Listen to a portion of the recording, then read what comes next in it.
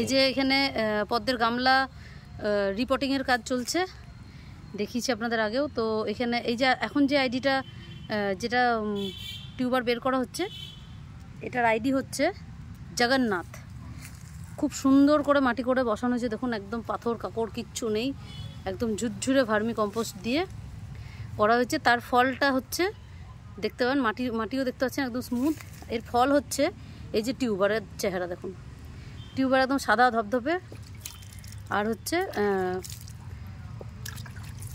পুরো একদম হাতির দাঁত টিউবার দেখুন, একদম সুন্দর বড় বড় মোটা মোটা, খুব হেলদি টিউবার হয়েছে।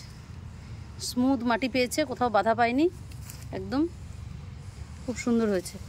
তো এটার আইডি হচ্ছে জগন্নাথ।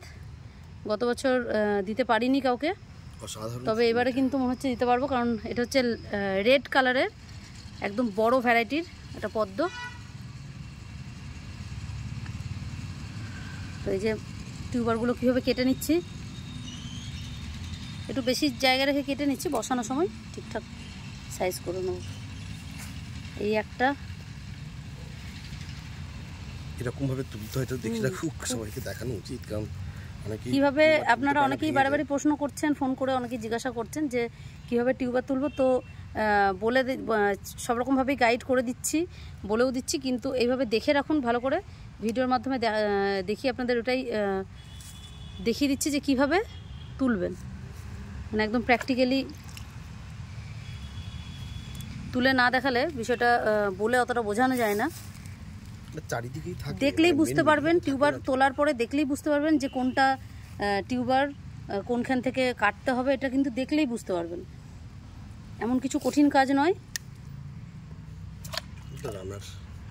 এটা রানার, কিন্তু এই রানার অনেকে মানে আসেন বলেন যে রানার নেব না, বা রানারের প্রতি খুব অনীহা দেখতে পাই, কিন্তু আমরা বেশিরভাগ গাছ রানার দিয়েই করি।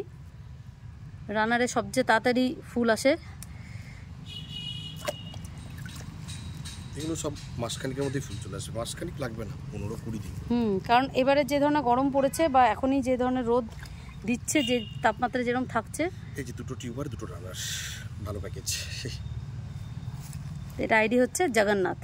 জগন্নাথের ফুলটা হচ্ছে একদম ডিপ রেড, আর বড় ভ্যারাইটি, থোকা অনেক পাপড়ি। আর নেই, এবার আমি এটাকে তুলে ফেলে দেবো। আর এই যে যেটা দেখছেন, এর মধ্যে কোনো গ্রো টিপ নেই, কিচ্ছু নেই। তার মানে যে এখানে আরেকটা আছে ছোট্ট সরু, এটাই চেক করবেন ফেলার সময় যে গ্রো টিপ আছে কিনা। গ্রো টিপ মানে হচ্ছে এই যে গাছটা যে গ্রো করছে যেখান থেকে, এই মুখগুলো হচ্ছে, এগুলো হচ্ছে গ্রো টিপ, মানে এটা এগিয়ে যায়, এটা পাতা, ঠিক আছে। এইটা দেখে নেবেন ফেলার সময় যে এর মধ্যে কোনো গ্রো টিপ রয়েছে কিনা, থাকলে সেটা তুলে রাখবেন, মানে তুলে নিয়ে নেবেন, আর বাকি অংশটা ফেলে দেবেন, অথবা কম্পোস্ট সার বানিয়ে ফেলতে পারেন। আর এই যে মাটি একদম সুন্দর মাটি, কিচ্ছু নেই, ফ্রেশ মাটি, এটাকে আমরা আবার পুনরায় কিন্তু রিইউজ করতে পারবো। এটা অনেকেই প্রশ্ন করেন, তো আবারও বলে দিলাম যে এটাকে রিইউজ করতে পারবেন। এর ওপর দিয়ে শুধু একটু ফ্রেশ মাটি দিয়ে দেবেন বসানোর সময়, এটা মিডিলে রাখবেন।